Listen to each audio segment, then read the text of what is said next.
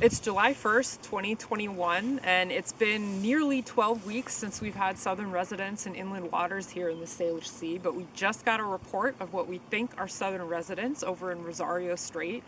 And we had a hunch going into today that today might be the day because 2 days ago we got a cell phone pic from somebody on a tugboat up in Johnstone Strait, and it wasn't the best photo, but you could just see a hint of an open saddle patch, and so we were guessing that it might be K-pod whales.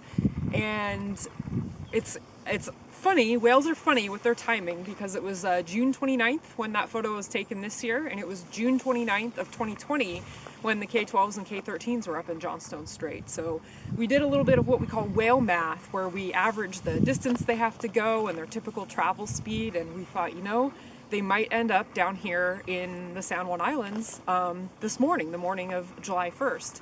And going back to last year, that's exactly what happened. It was July 1st, 2020, when the K-12s and K-13s showed up in Harrow Strait right off the west side of San Juan Island at about 9 in the morning. So it looked like the same thing might happen again today. So we've been out scanning in Harrow Strait for a couple hours. But we also got a report of about 10 killer whales over in Rosario Strait. And they were first logged as Biggs killer whales, but I asked the reporting party if that was confirmed, and they said no. And then we started hearing that they were being pretty surface active, and now we just got word that there's some open saddle patches. So we're here on the south end of San Juan Island near Cattle Point. Very exciting to have these guys return after so long away. We knew it was probably going to be soon, but especially K-pod, who hasn't been seen in inland water since I think January or February. So we'll see what today brings. Are you happy? I'm super happy. You're just beaming. When was the last time you saw me this happy?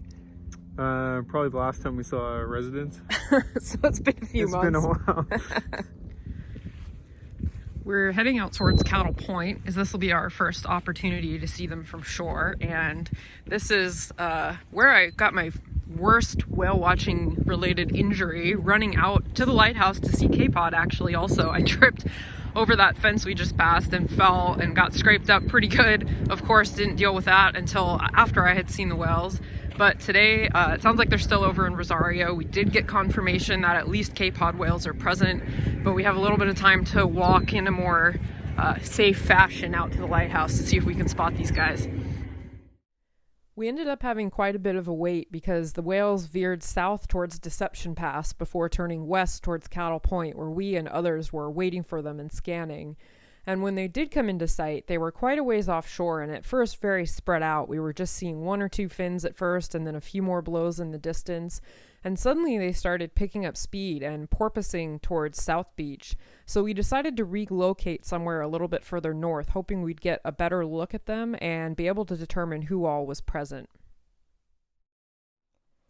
We're really fortunate to have some private homeowners here on San Juan Island who are allowing us to collect data from their properties, which has really expanded the region that we can take behavioral data from shore.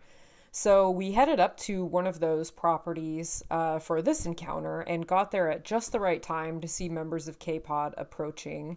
And it's always so exciting to see some of these familiar fins after such a long time between encounters. See if they've changed, how they've grown. K42 especially had grown a lot since we had last seen them. K37 was another male who was looking really large. And we were definitely able to determine that members of the K14s were present. K14 Leia was the first whale that we saw from shore up a little further north on San Juan Island. We also saw members of the K12s. And then based on what we were seeing offshore, we were guessing that the K13s were present as well, which after talking to our friends at the Center for Whale Research, we learned was true. And it looked like just the K16s and K21 were not present for this encounter, which is not all that unusual. And the whales, as they often do, unfortunately for viewers up at Limekiln, they flipped back south right before they got up to the lighthouse. And that made us feel even more fortunate that we had the vantage point that we did, or we wouldn't have been able to collect any behavioral data at all. And so the members of K-Pod pulled back downshore and offshore out to the banks around sunset. And unfortunately, the next morning, they were already westbound out the Strait of Juan de Fuca, likely indicating that there just weren't enough salmon to entice them to stay here. Now that it is July, we don't expect it to be such a long time before we see them again. We hope to have some more southern resident encounters here soon in the coming weeks and throughout the month of July. But there were definitely smiles all around at seeing the southern residents after so many weeks without them here.